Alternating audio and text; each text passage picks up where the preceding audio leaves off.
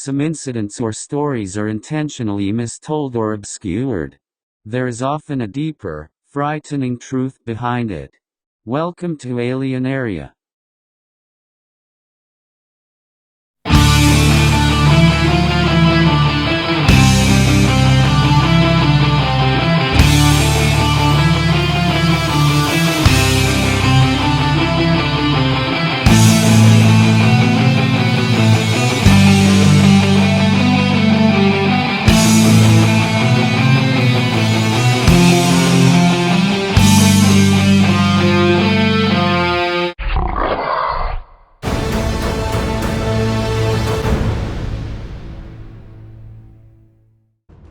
Kepler-186f is an Earth-sized exoplanet orbiting in the habitable zone of the red dwarf star Kepler-186, the outermost of 5 planets discovered around the star by NASA's Kepler spacecraft. It is located about 580 light-years, 180 parsecs, from Earth in the constellation Cygnus. Kepler-186f orbits its star at a distance of about 40 million miles from its parent star, with an orbital period of about 130 days and a mass and radius about 1.44 and 1.17 times that of Earth, respectively.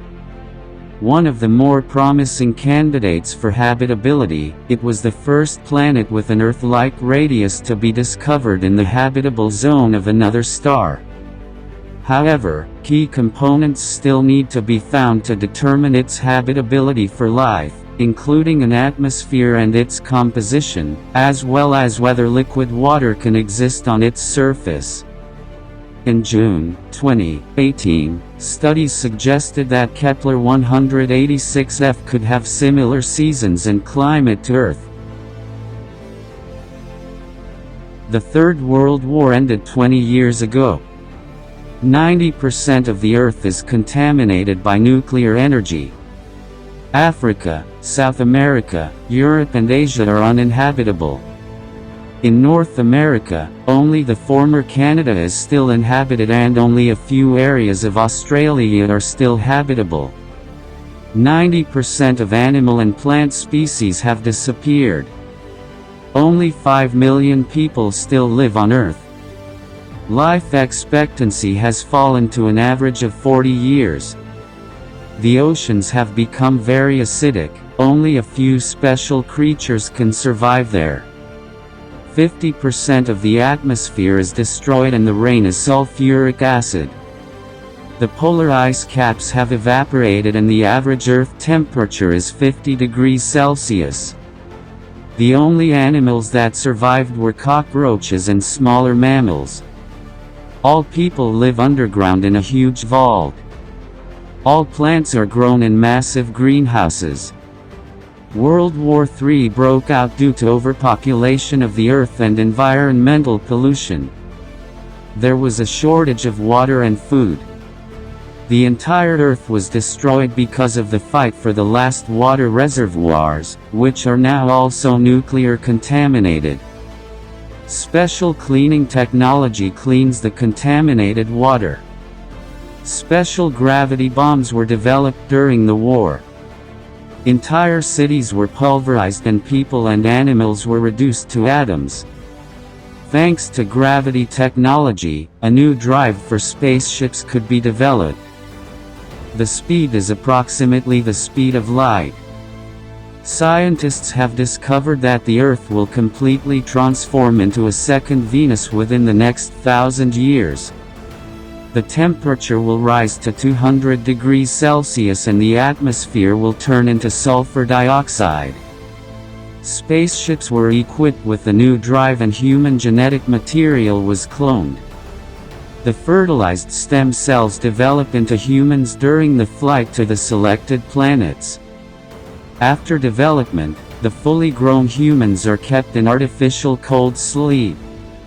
Several spaceships were sent to different planets that are considered to be similar to Earth. Many planets are over 50 light-years away. By the time the spaceships reach these planets, humanity could already be extinct. These spaceships are the last hope of humanity's legacy. Visit my fan shop alienaria.myspreadshop.com and view my designs. I have men's, women's, children's and baby fashion. I also have accessories such as hats, mugs, water bottles and bags. Take a look, you are very welcome. Alienaria, the slightly different shop. The spaceship that was named Icarus has been on the move for 180 years now. The target is the Earth-like planet Kepler 186f. Gravitational propulsion generates unlimited energy. This drive artificially creates black matter and gravity splits it and converts it into energy. The spacecraft is just reaching the Kepler solar system. The Sun is a red star. The speed is reduced by the artificial intelligence that controls the spaceship. All clones are thawed in their cryogenic sleeping cabins. During their sleep they were taught knowledge, language, skills and the existence of their original via an artificial computer world system. They all know each other, know each other's names, have memories of their original, can speak and are well read with knowledge and skills. The spaceship has 200 cloned well-evolved humans on board with the knowledge of their creators.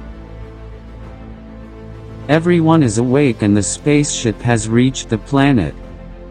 The inmates get to work exploring the planet. Before they can land, they send out a probe that examines the atmosphere, oxygen levels, temperature and condition of the planet. The probe enters the atmosphere.